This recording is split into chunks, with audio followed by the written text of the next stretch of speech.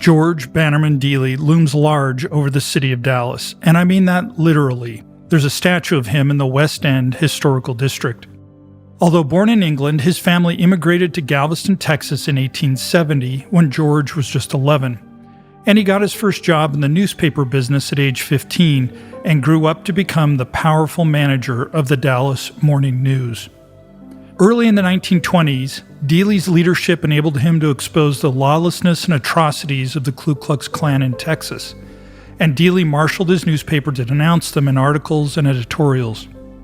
He rejected advertising from oil field speculators, seeing how many people were having their finances and lives ruined by their scams.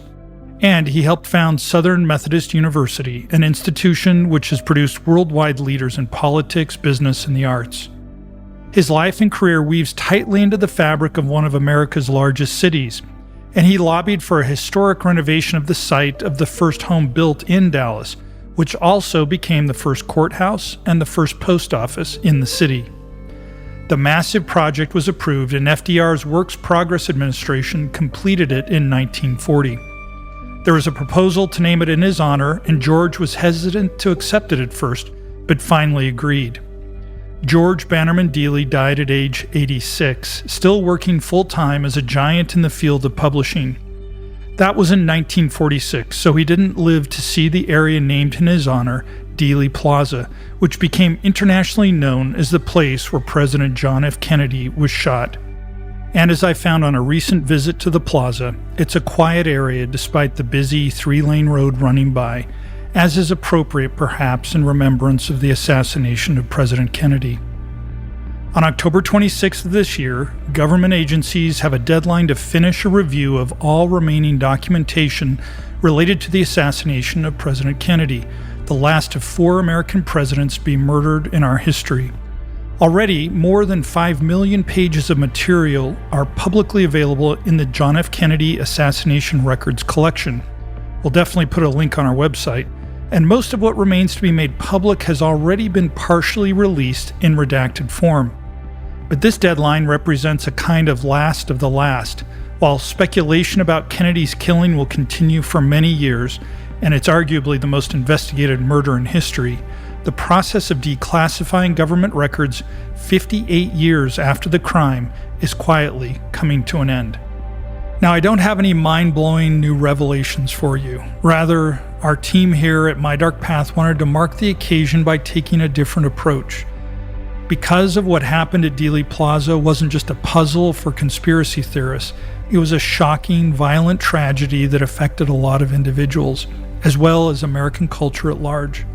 There are so many more stories to tell than the story of the murder itself. There are moving, fascinating stories and even funny ones. So we decided to zoom in and draw some of them out of the fog to share with you. What we found were stories about a telephone, a pink dress, and a comedian. Each of them immortalized by the events of November 22nd, 1963, and each of them in their own way, reminding us of the deeply personal dimension of this day that the world has never forgotten.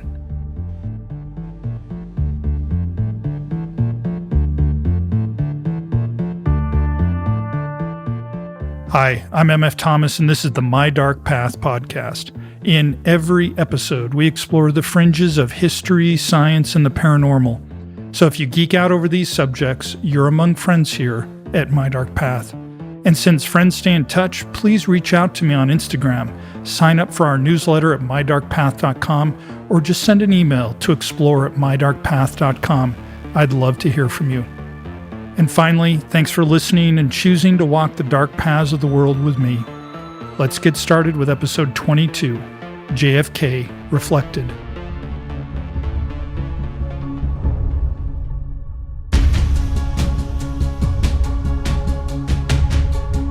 Part 1. Lee Harvey Oswald shot President John Fitzgerald Kennedy at 12:30 p.m. local time in Dallas, Texas. 4 minutes after he fired his rifle, the first news report went out across the wires of the United Press International News Agency. It read, Flash, Dallas, November 22nd, UPI. 3 shots were fired at President Kennedy's motorcade in downtown Dallas. Now, you've heard the expression newsflash, and to understand what the term means, you have to go back to the way information traveled in the mid-20th century. Remember, there are no communication satellites, no fax machines, and certainly no Twitter. And if a reporter was on the scene for an important story, they needed to reach someone in their news office, usually by telephone. And then someone in their office would transcribe their words and enter them into a teletype machine. This machine would then transmit the words over telephone wires to wherever they needed to go. So the word flash signaled that this was a story of immediate importance. It told other reporters and media outlets to clear the wires and give priority to the flashing story. Like when you hear an ambulance siren and pull over to the side of the road to let them through. Among journalists, flash stories were known as earthshakers. Just 5 minutes after that first flash, another bulletin came from Dallas. Flash, flash. Kennedy seriously wounded. Perhaps seriously, perhaps fatally, by assassin's bullet. The repetition in the words, the hedging of that word perhaps, it gives you just a hint of the chaos and uncertainty exploding in the aftermath of the assassination.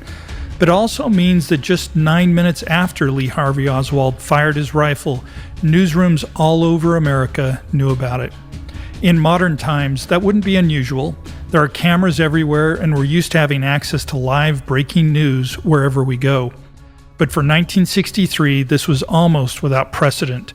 News of this importance breaking and traveling around the world faster than most people imagined it could. And it was all because of the man who dictated those flash messages, and many more that day, a legendary journalist by the name of Harriman Smith. And the story of those 9 minutes and the wrenching hours that followed amounts to one of the most extraordinary stories of real-time reporting in American history. Everyone who worked with Harriman Smith knew him by his nickname, Smitty. He worked for UPI, United Press International. This was one of the syndicated news services who sold their reporting to newspapers and TV and radio stations across the country. It was founded in 1907 by the publishing tycoon E.W. Scripps. The Associated Press refused to sell stories to the newspapers he owned, so he created his own rival to the AP. UPI's motto was, quote, "Get it first, but first, get it right," end quote. The competition between reporters was ferocious. Beating a rival onto the wires by even a few minutes was considered a massive victory. Smitty had been covering the presidency and the White House for UPI since 1940. There's a tradition in the White House press corps that their senior member signals an end to the press briefing by saying the words, "Thank you, Mr. President." Smitty started that tradition. In April of 1945, he was in Warm Springs, Georgia, where he had to file another earthshaker, flash, FDR dead. He was so tightly connected to President Truman that he joined him on his morning walks. He was in the Oval Office when Truman announced the end of World War II. Smitty ran so recklessly in search of a telephone that he fell, broke his collarbone, and still got up to call his office with the news. When John F. Kennedy moved into the White House in 1961, he gestured to Smitty and joked, quote, "He comes with the place," end quote. Few journalists have ever had such a deep personal link to the presidency for such a long period. So when Kennedy traveled to Dallas in November of 1963, there was no question that Harriman Smith was going with him. Smitty was abrasive, combative, and he abused alcohol and pills and relentlessly bullied the reporters he competed against. And this was one of the roughest times of his life. He'd just split from his wife, he was broke and feuding with his bosses over his expense reports.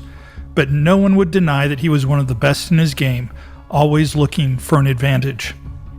There was one press car in the motorcade, and it had 4 reporters in it, including Jack Bell from the Associated Press. Smitty and Bell had been rivals since the presidential campaign of Thomas Dewey. You might remember him from one of the most famous wrong headlines in history, the newspaper that proclaimed, "Dewey defeats Truman." The car had a radio telephone in the front seat, and this was the only way for a reporter in the car to reach the outside world. The reporters were supposed to take turns sitting in the front seat to have access to the radio telephone, but the other reporters didn't care as much about it. They thought Smitty's obsession with the new technology was silly. So on the morning of November 22nd, Smitty claimed the front seat even though it wasn't his turn. And the other reporters didn't want to argue the point. This was going to be a boring day babysitting the young president as he shook hands and tried to make nice among Democratic power brokers in Texas. So who wanted to fight over a seat? So when the shots rang out, these reporters were in a closed-top car in the middle of the motorcade, surrounded by screaming supporters. What was that sound? A car backfiring? Only Smitty was experienced in firearms, and he'd even used handguns at the Secret Service training range while getting to know the agents on the president's protective detail. So he was the only reporter in the car who knew that what he was hearing were gunshots. He grabbed the radio telephone, called the UPS office, and started talking. The president's car suddenly accelerated in front of them, racing to get to Parkland Memorial Hospital. The press car accelerated to follow, and Smitty delivered his first flash report of the day. Behind him, Jack Bell realized that the biggest story in the world was happening, and his rival had the only phone. He reached over the seat, grabbing at Smitty, wrestling with him, even punching him in the head and in the back, trying to get the telephone. But Smitty took every blow, holding the line while his office read back his report to him, making sure every word was correct before sending it out. And when they reached Parkland, Smitty was at Kennedy's car before they had even unloaded the president, and this is how he described it later. The president was face down on the back seat. Mrs. Kennedy made a cradle of her arms around the president's head and bent over him, as if she were whispering to him. The human detail in those words is so remarkable to me that Smitty noticed and remembered the way that the First Lady held her husband's body even as he scrambled to learn whether the President of the United States was alive or dead. Jacqueline Kennedy's Secret Service detail included an agent named Clint Hill. Smitty was on a first-name basis with him, and Clint was there when Smitty ran up, asking how bad it was. Clint said, quote, "He's dead, Smitty," end quote. And here's the incredible part. Smitty ran into the emergency room, broke into the cashier's cage to grab the nearest phone, and sent out that second bulletin, the one I described to you earlier. Kennedy seriously wounded, perhaps seriously, perhaps fatally, by assassin's bullet. He had a first-hand eyewitness account that no one else in the world had, but he still used that word, perhaps. Because Clint Hill was just one eyewitness, and he wasn't a doctor, and a good journalist gets confirmation, it was just 9 minutes after the gunshots, and Merriman Smith was fulfilling UPI's sacred motto. He was getting it first, but first, he was getting it right. He was still dictating reports into the phone as a gurney was wheeled behind him with the president's body.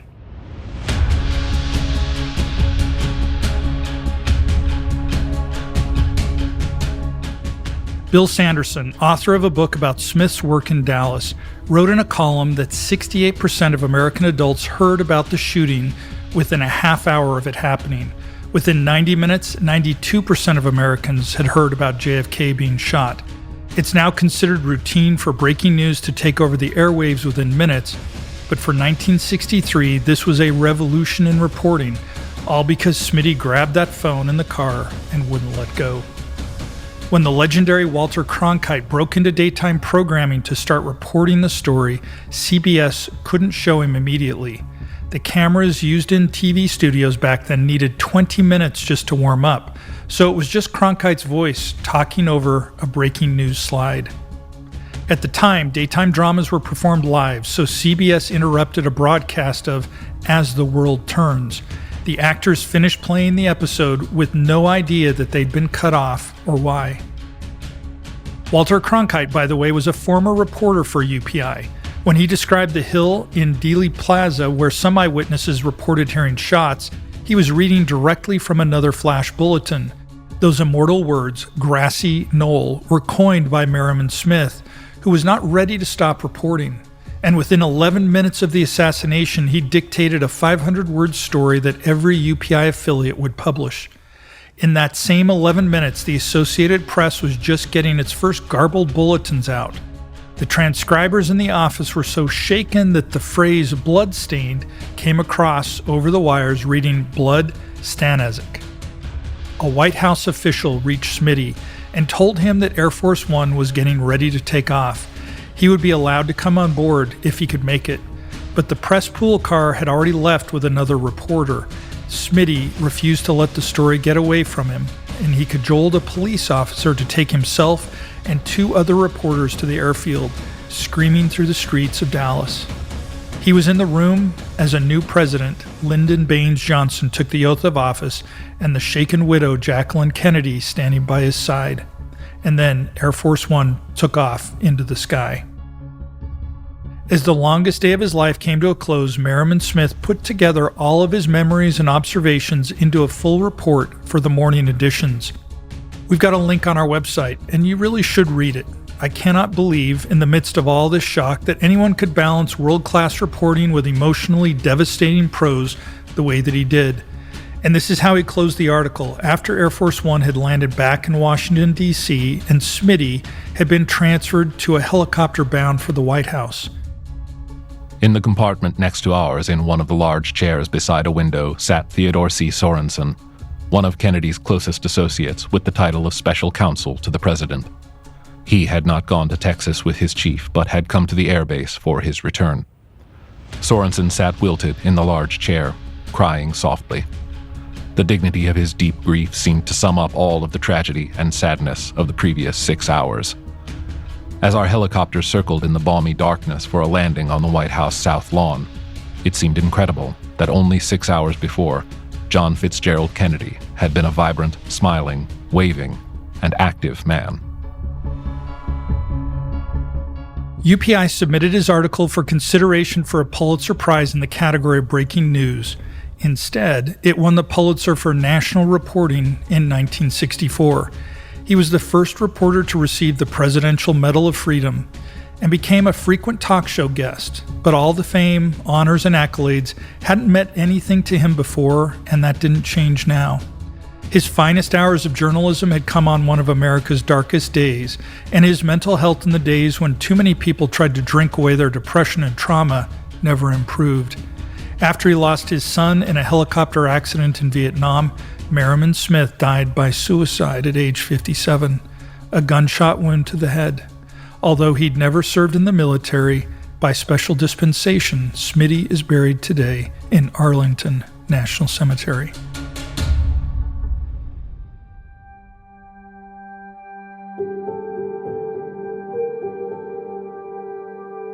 Part 2. When Smitty filed his full-length report on the assassination, he described, in the chaos of the first few minutes, seeing a flash of pink out of the corner of his eye. He knew just what the pink was. It was the only thing around of that particular color. It was the suit dress worn by First Lady Jacqueline Bouvier Kennedy, now one of the most famous outfits in American history. Think for a moment. Can you picture what the president was wearing? It was a gray suit. But far more people remember the pink dress. Its fame reveals a great deal about the woman who wore it, because for Jacqueline Kennedy, later Jacqueline Kennedy Onassis when she remarried, the choice to wear the pink suit dress was a powerful public statement, and the choice to keep wearing it all the way to the end of November 22nd was another public statement from a bold woman who understood, perhaps better than her late husband, the power of image. Jacqueline was a fashion icon during the 60s. You might have seen her pillbox hats, big buttoned suits, or bouffant hairstyle. But there was so much more to her, and the conscious way she worked the spotlight that was on her whether she wanted it or not. She was the most educated first lady of her time, receiving all the elite schooling money could buy. She had a passion for horses and won equestrian championships by the time she was just 11 years old. She studied abroad in Paris, learned to speak 4 languages, and by 1951, she graduated from George Washington University with a degree in French literature. There were so many lives available to her beyond that of being a politician's wife.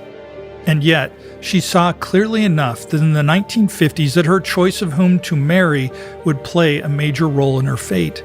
She earned an internship with Vogue magazine but quit on her first day. believing that being caught in a work environment dominated by women might limit her marriage prospects. It can be hard now to get inside the head of a woman in that time, having to weigh these competing factors in her mind, capable for independence, but wanting a good husband and family and trying to make that happen as well. But she didn't lack for options, and even when John F. Kennedy, the handsome young congressman from a wealthy Massachusetts family, proposed to her right after winning a seat in the U.S. Senate, she didn't say yes right away.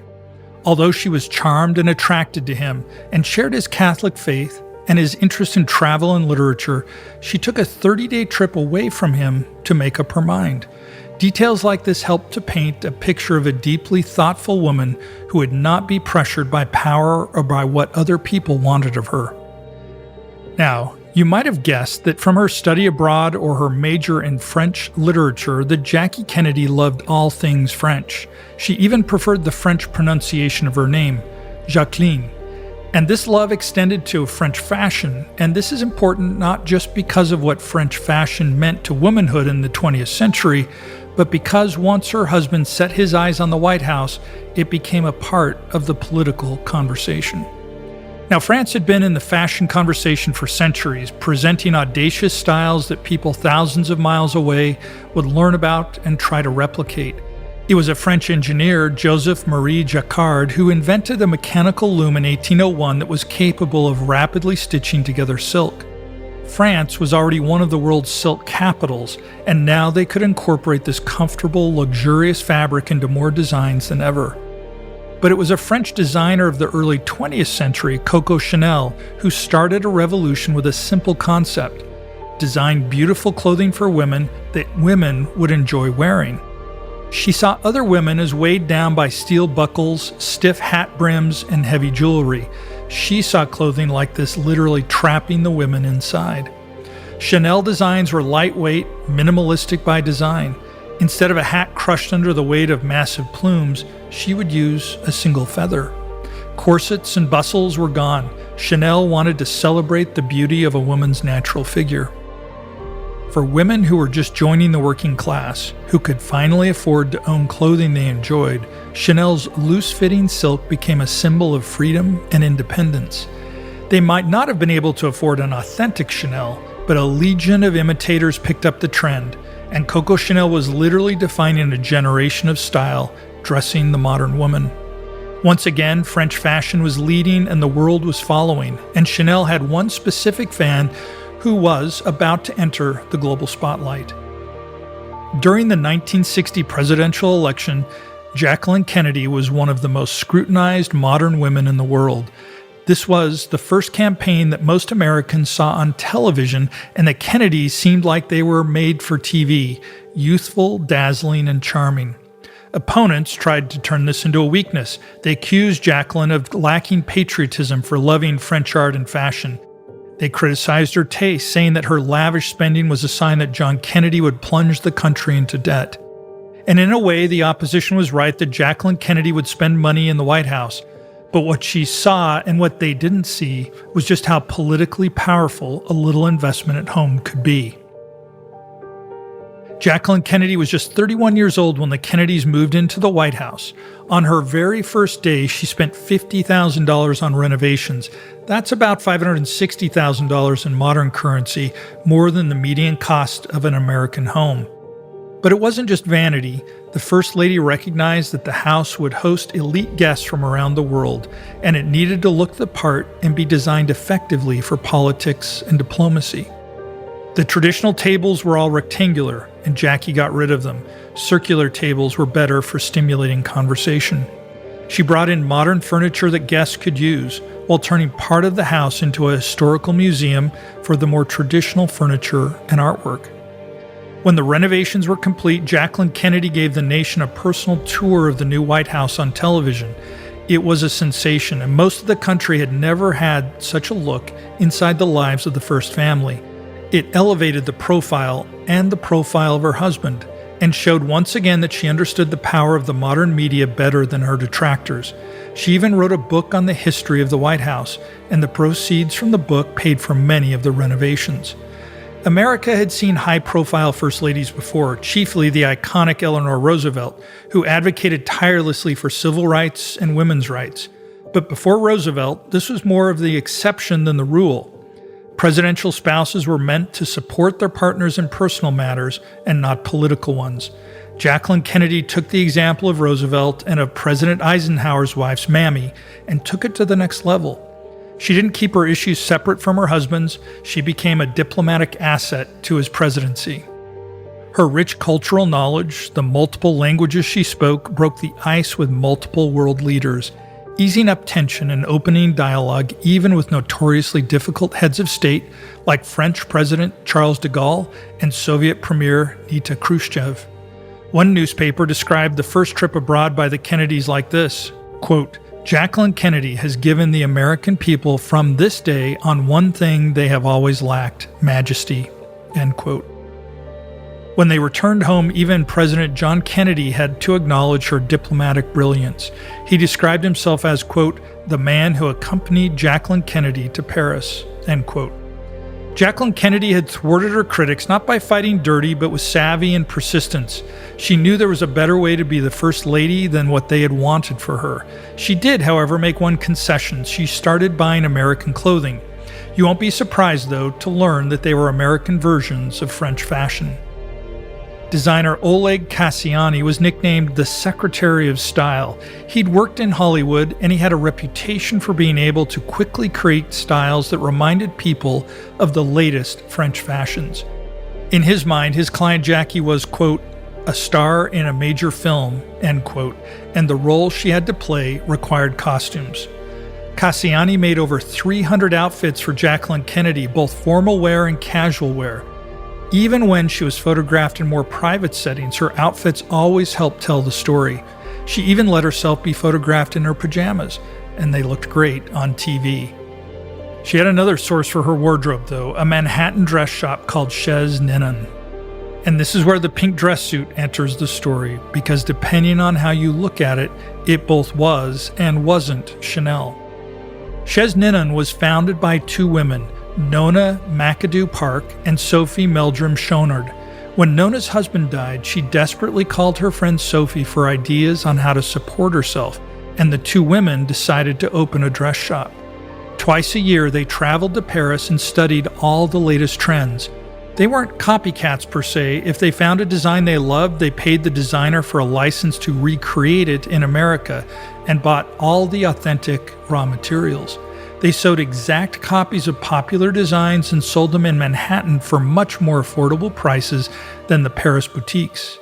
You could only shop at Chez Ninon by invitation, but Jacqueline Kennedy was honored as a regular customer.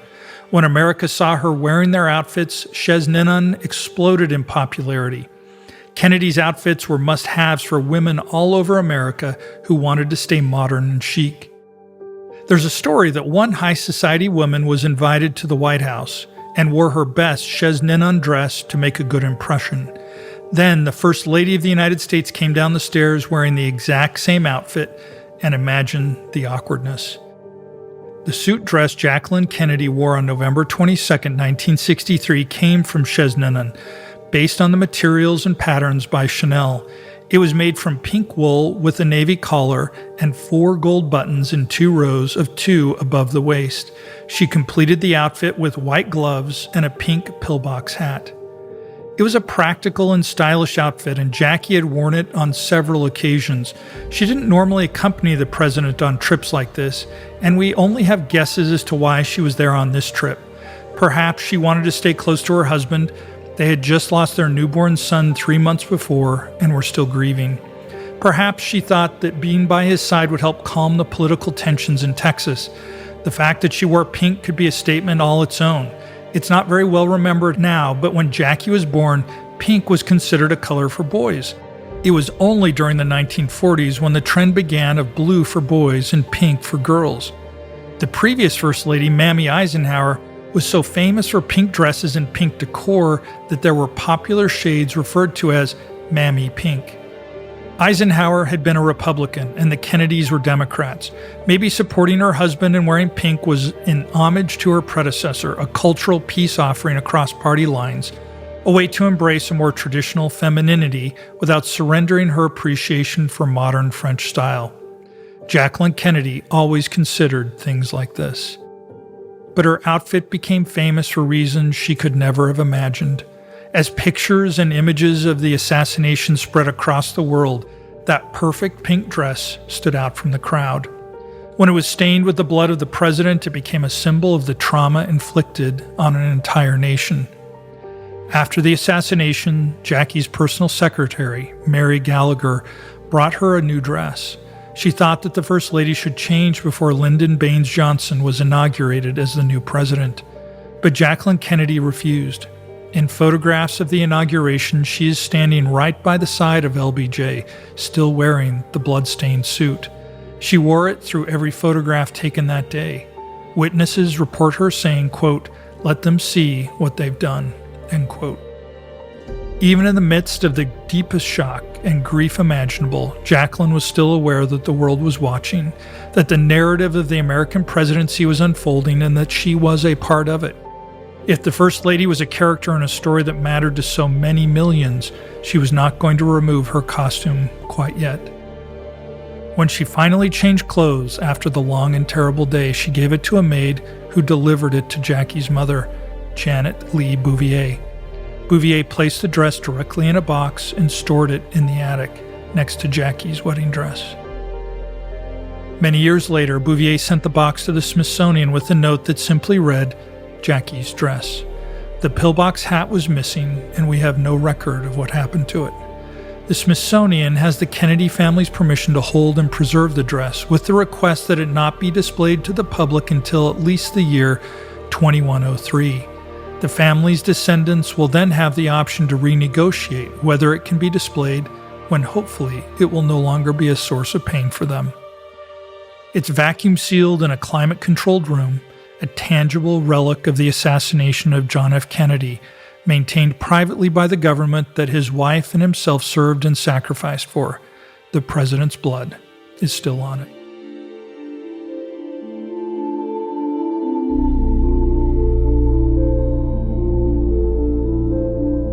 Part 3. On the evening of November 22, 1963, miles away from Merriman Smith and his typewriter or Jacqueline Bouvier Kennedy in her pink dress, comedian Lenny Bruce was supposed to go on stage at a nightclub and tell jokes. Bruce was one of the most raucous, challenging, and hilarious comedians emerging from the counterculture, willing to take on any sacred cow, willing to get arrested for the right to use dirty words on stage. But as the hour approached for his show, suspense and expectation hung in the air. Would he even go on? Would he just cancel the show? Would he mention the assassination?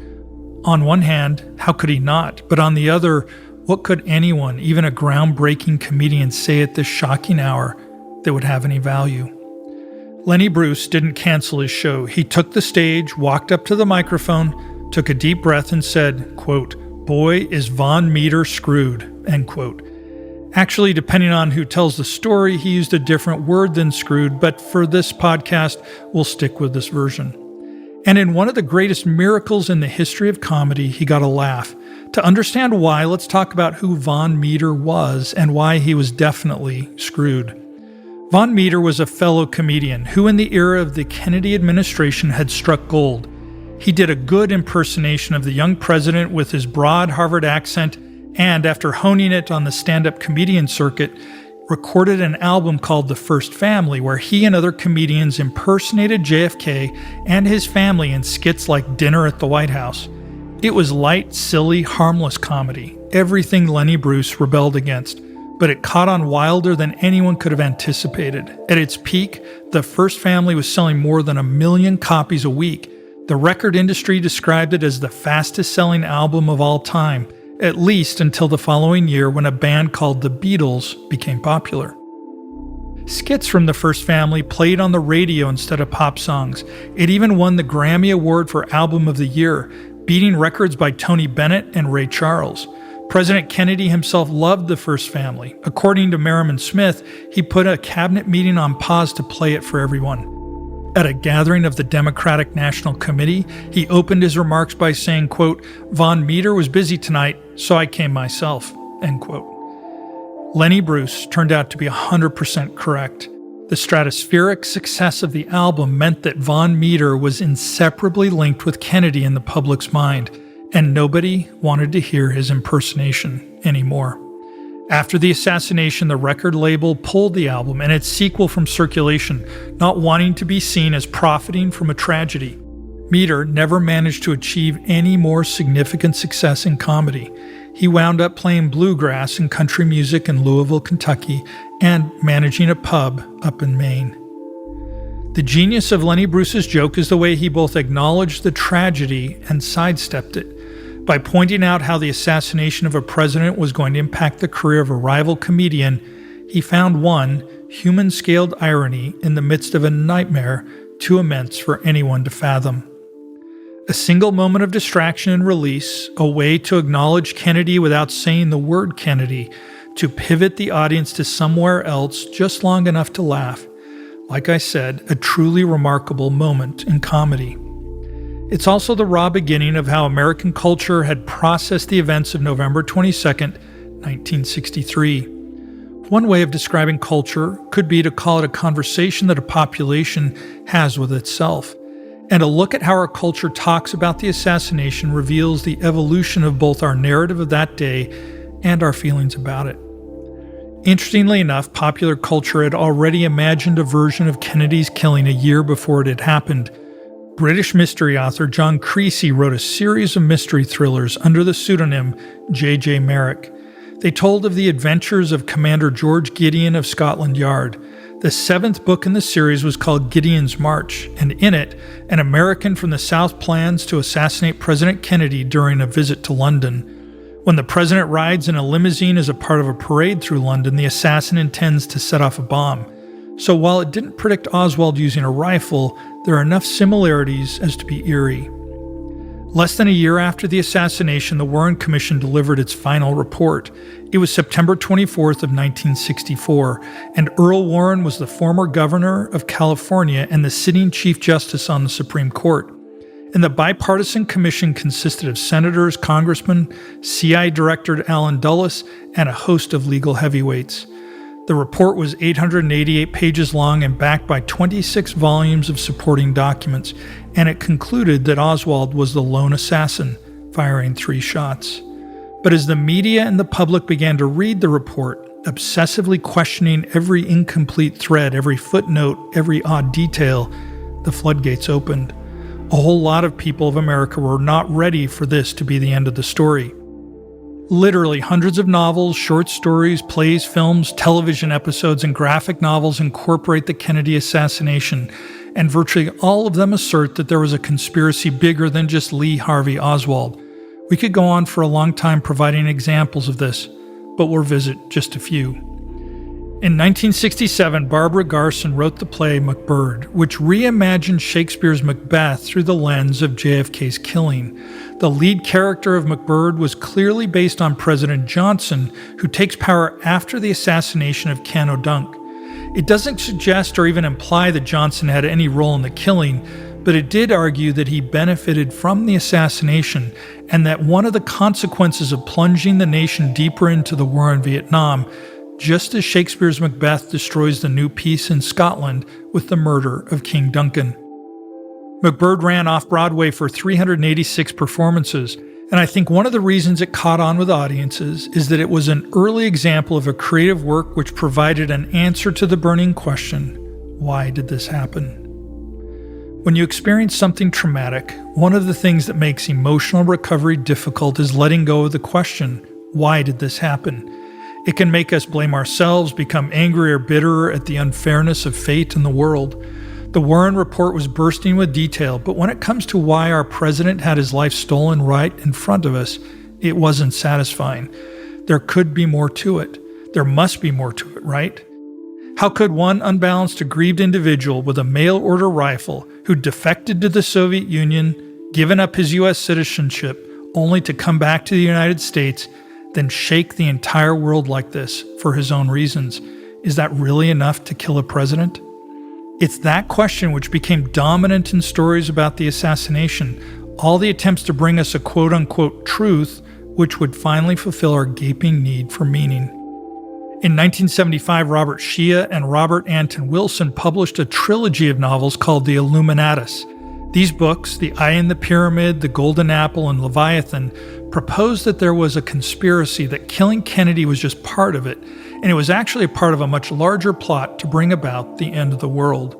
In these books, several assassins converged on Dallas, all trying to kill Kennedy at the same time. These books were so popular that they were adapted for stage by London's National Theatre. Other stories also imagine the presence of additional shooters, perhaps at that grassy knoll described in Smitty's reports. In Watchmen, the legendary graphic novel by Alan Moore and Dave Gibbons, a Black Ops mercenary known as the Comedian is present in Dallas on the day of the assassination. The film adaptation of The Watchmen takes it one step further and shows the Comedian firing the fatal shot. One of the most popular television shows of the 1990s was The X-Files, whose entire milieu was conspiracy theories about government secrets and paranormal events. It's a favorite of ours too, and in The X-Files, it's a long-standing villain of the show, popularly known as the cigarette smoking man, who's shown as the secret extra shooter who kills JFK and gets away. The show even had a trio of reoccurring characters, conspiracy researchers who occasionally helped the heroes and then even got their own spin-off show, and the three of them ironically referred to themselves as the Lone Gunman. In both Stephen King's novel 11/23/63 and the graphic novel The Umbrella Academy by Gerard Way and Gabriel Ba, the main characters travel back in time trying to prevent the assassination. And there's even a graphic novel adaptation of the Warren Commission report itself. Dan Mishkin, Ernie Colin, and Jersey Droz created it, calling it the Warren Commission Report, a graphic investigation into the Kennedy assassination. Not only does it summarize the report with the help of visuals, it delves into the history of the report itself and shows where errors, obfuscations, and more by the Warren Commission gave ample fuel for conspiracy theories from the very beginning. It was a rejection of the Warren Commission, the belief that it was fiction and a cover-up, which fueled the most famous, the most influential popular culture response. In 1991, 28 years after the assassination, Oscar-winning filmmaker Oliver Stone made the 3-hour epic JFK. He started his story with the 1988 book written by Jim Garrison, the district attorney of Orleans Parish, Louisiana. It was called On the Trail of the Assassins, My Investigation and Prosecution of the Murder of President Kennedy. Jim Garrison was the only law enforcement official in America who brought real criminal charges against someone for participating in a conspiracy to assassinate John F. Kennedy. The defendant was Louisiana businessman Clay Shaw. The jury's verdict reported back that they had been convinced by Garrison's presentation that there was, in fact, a conspiracy.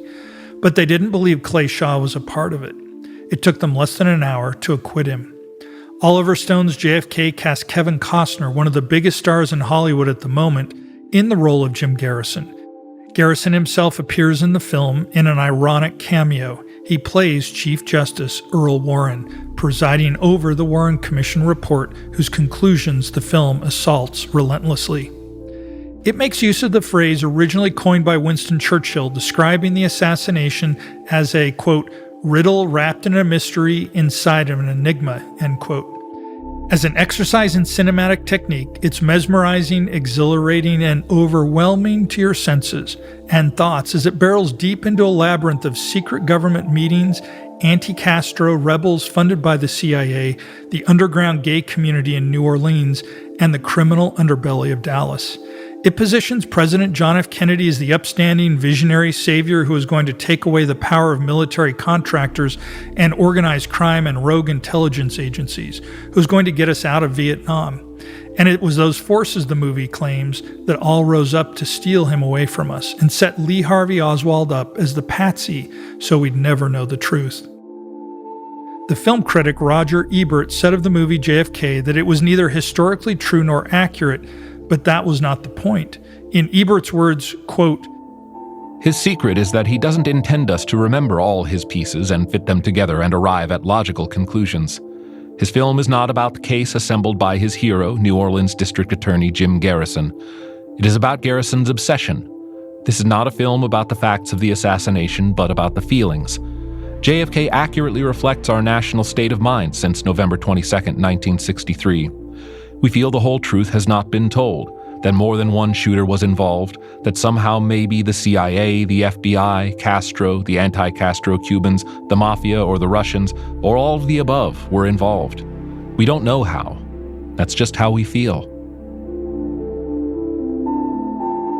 The film may still be thrilling to watch today, and its technique has influenced basically everyone who ever set out to reveal the secret truth of the world on YouTube. Now, historical study has not been kind to it when it comes to the quality of its evidence, but it shows how powerful the medium of film is, that it resonates so strongly with the grief and dissatisfaction of a country that it became a blockbuster hit. And arguably, it's one of the biggest reasons we're bringing you this episode today. It was the feverish public interest in the assassination, freshly revived by Oliver Stone's film, which pressed Congress to pass the President John F. Kennedy Assassination Records Collection Act of 1992. By the time it passed, some 98% of the documentation used to create the Warren Commission report was already declassified. But this made it a matter of law that all remaining records, with only the most minor redactions, be made public no later than 2017. It's now 2021, so the government did manage to drag their feet on a few thousand documents, but now they say we have all the knowledge that there is to have. And yet, I don't believe for a moment that the market for alternative theories is going to die down. In 1969, 6 years after Kennedy's death, Dr. Elizabeth Kubler-Ross published On Death and Dying, in which she charted the process by which people engage with the idea of their own mortality. We've since learned that this process is how we deal with all death and maybe all disruptive changes in life. The 5 stages are denial, anger, bargaining, depression, and finally, acceptance of the reality of death. You don't take a simple linear journey through these 5 phases. You might take steps forward and then back, and you can exist in multiple states at once. And maybe you never do reach acceptance, especially if you don't have help and support. There's so much available out there to send you right back to denial and anger if you don't want to make progress. The assassination of President Kennedy has become one of those major junction points in the story of America, where it just feels like everything after was different. It was just the first in a pulverizing series of tragedies: Vietnam, the assassinations of Dr. Martin Luther King, and even the late president's own brother, Robert Kennedy. The tumultuous presidency of Nixon, the Watergate scandal, and the nuclear arms race. The so-called baby boomer generation, born right after World War II, was right on the cusp of adulthood in late 1963. If a universal part of growing up is leaving behind childhood innocence and naive hopes, the event of November 22, 1963, and everything that followed, imprinted that lesson on an entire generation with brutal force. So I think these cultural reactions are fascinating when we ask what state they find us in collectively. Did Lenny Bruce give up his nightclub audience just for a brief moment of denial through laughter? Was it anger when Oliver Stone ripped defiantly through the Warren report? Is it bargaining when Stephen King writes a fantasy about the undoing of this great wound? Now, almost 58 years after it happened, most of America has moved to acceptance about the death of John F. Kennedy, but some parts, perhaps, never will.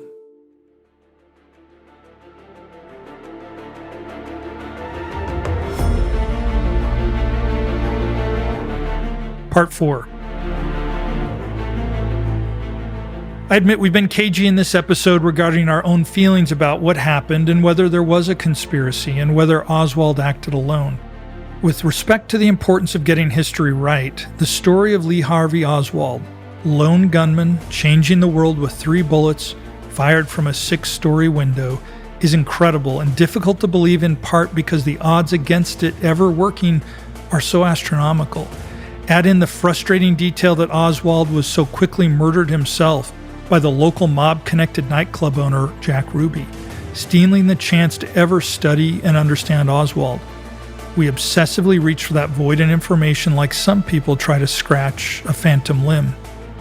And after reading multiple books on the topic of Oswald and the assassination, I admit there are more facts than ever that create confusion. But what I do believe is that multiple things can be true at the same time. It can be true that Oswald was on the radar of the intelligence community before the assassination, that he had perhaps even been an asset they hoped to use in the Soviet Union.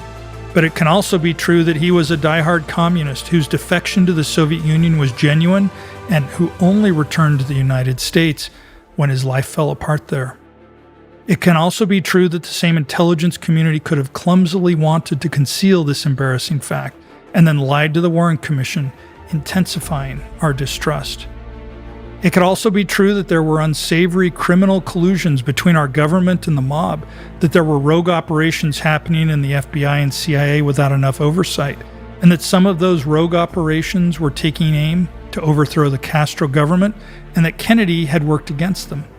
It can also be true that Kennedy was wary about increasing our involvement in Vietnam, and that perhaps some of his own generals thought this made him soft on communism and not patriotic enough. All these things can be true and well supported by the historical record, while simultaneously it can be true that Lee Harvey Oswald acted alone and, as unlikely as it was, succeed.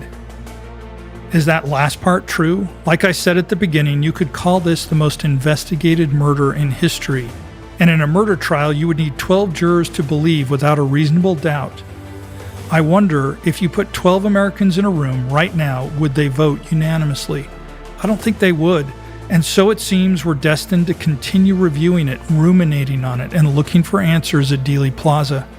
I know that I felt the curiosity when I visited it, but it helps once in a while to break the obsessive gaze, look around for something else to study here, like the stories we told you today. If we really want to find some ultimate wisdom, some meaning in what happened, maybe it's actually been hiding there all along.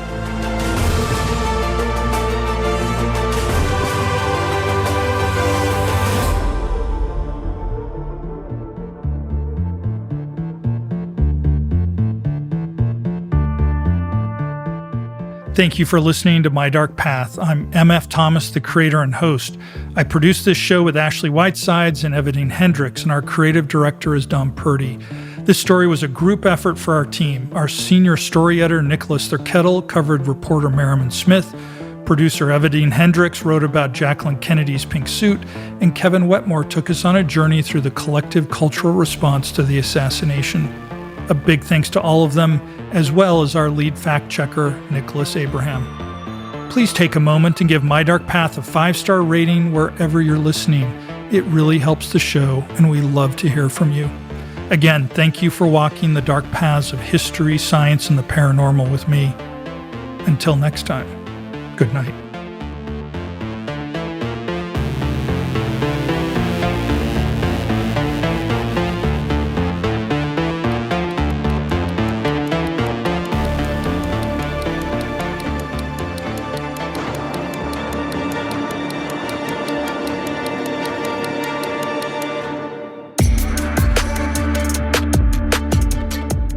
After this, there is no turning back. You take the red pill, you stay in Wonderland, and I show you how deep the rabbit hole goes. Follow the White Rabbit. Where did Lee Harvey Oswald live in the Soviet Union? Where did Lee Harvey Oswald live in the Soviet Union?